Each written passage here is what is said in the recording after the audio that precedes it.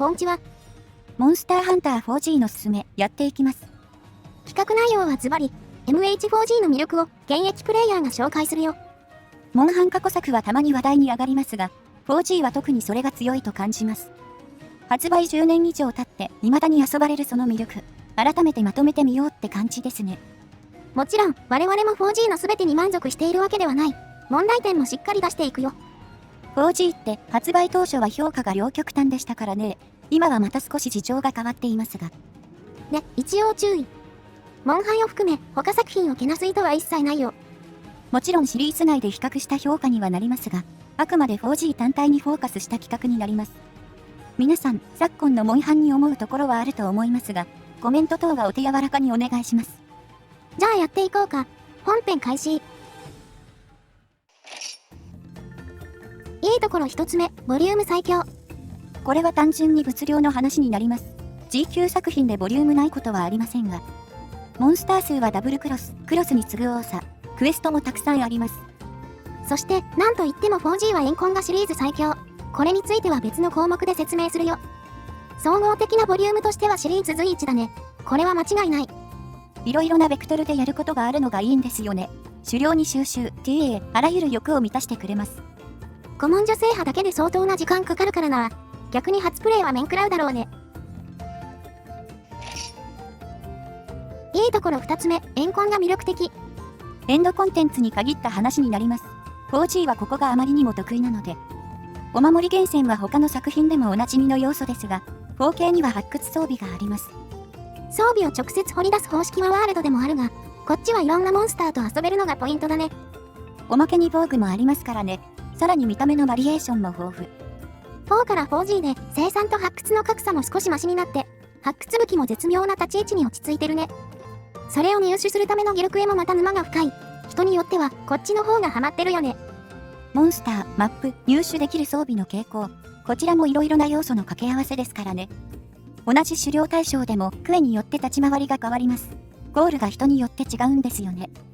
発掘と探索、どっちかだけでも果てしないコンテンツだ。遊び尽くせる人いるのかね。いいところ3つ目、世界観とシナリオ。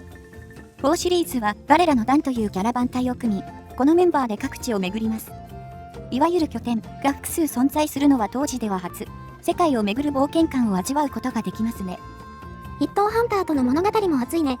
彼らとは敵対するわけではないが、少しずつ認められていく感じですね。物語の重要な要素となってます。地味だけど、ムービーから自然に遷移する演出も初。これは発売前に開発に触れられてたね。この頃から開発がやりたかったことがよく見えますね。ハード性能の限界はありましたが、ゲーム部分とその見せ方がうまく融合しています。この世界に愛着を持ちやすい作りになってますね。逆に言えば、このくらいがちょうど良かったとも言えるが、まあ、その話は置いとこう。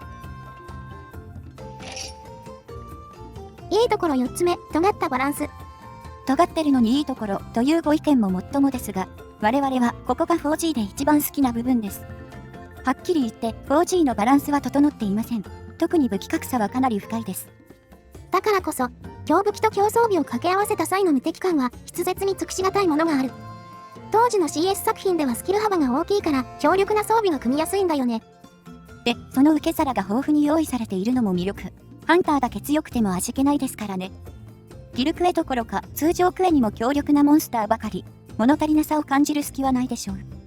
4G は攻撃こそ苛烈だけど、モンスターの体力は抑えめなんだ。装備と PS 次第で驚くほどタイムを縮められる。まあ、これはモンハン作品であればどれもそうだが、詰める余地が大きいと感じるんだよな。4G って全体的に難易度がかなり高いので、慣れる前後で狩猟体験が違いすぎるんですよね。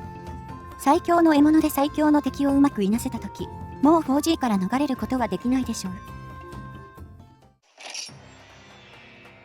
じゃあここからは問題点だ。欠点のないゲームなんて存在しないからな。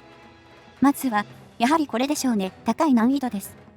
一ゲームとしては高すぎると言っていいでしょう。いいところでも上げた部分ですが、諸刃の剣なんですよね。尖ったってことで合う合わないが極端な作品だ。ハマる人はとことんハマるんだが。周回所 G 級クエを進めるのはおそらくシリーズ1大変。壁として有名なクエストがいくつもあるよ。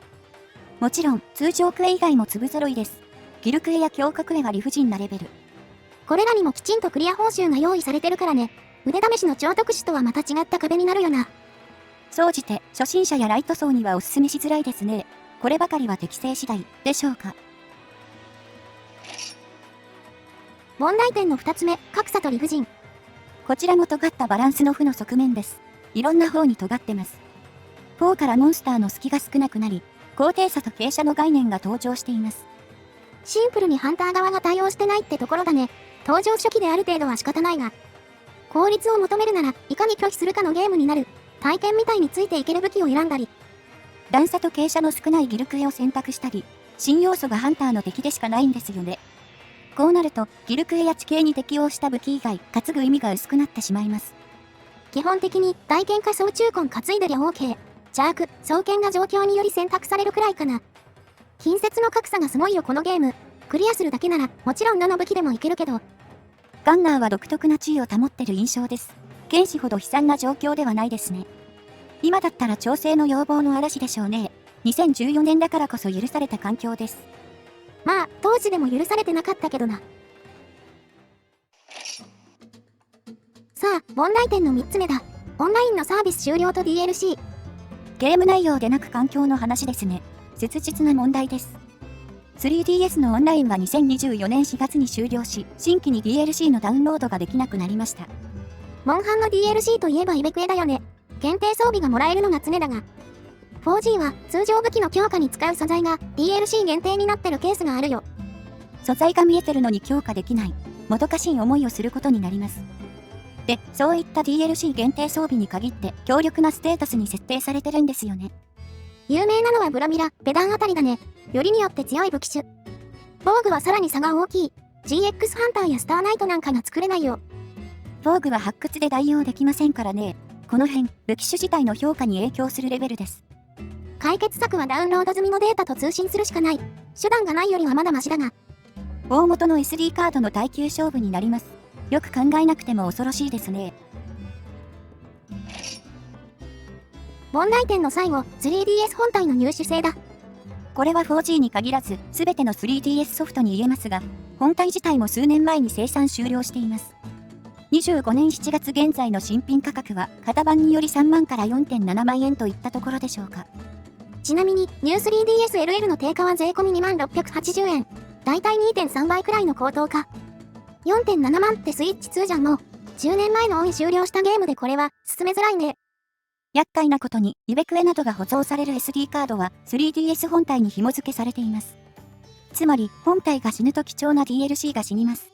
対策は本体を大事にするしかありません。かくいう我々も他人事ではない。明日に手元の DS 全滅しててもおかしくないからな。以上が我々が思う 4G というゲームだ。進めるはずが問題点も多いのが 4G って感じ。改めてですが、我々は 4G 大好きですからね。間違いなく人生で一番プレイしたので。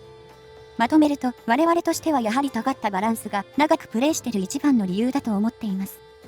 これは人によって好みがはっきり分かれるポイントだね。丁寧に調整された方がいいってのはごもっとも。でもね、長年のゲーム経験から言って、ちょっとめちゃくちゃな方が長く愛されたりするんだよな。これ、うまく説明するの難しいんですが、4G って向きになってチャレンジしたくなるんですよね。もともとプレイヤー側に工夫の余地が大きいゲームですが、特に見返りが大きいのが 4G だなぁと。単純にエンドコンテンツも最強だしな。変にギャンブルやるなら発掘厳選する方がいいよ。期間限定でも有料でもありません。無料で無限にガチャが引けますよ。他作品とは一線を画す要素が多い作品なので、気になった方はぜひプレイしてみてはいかがでしょう。始めるハードル高いけどね。ハマったら楽勝で回収できるとは思うな。切実にリマスター出してほしいわ。全国の 3DS が死ぬ前に。ですね。ハードの問題は解決しようがないので。ほいじゃ、次の動画で。またね。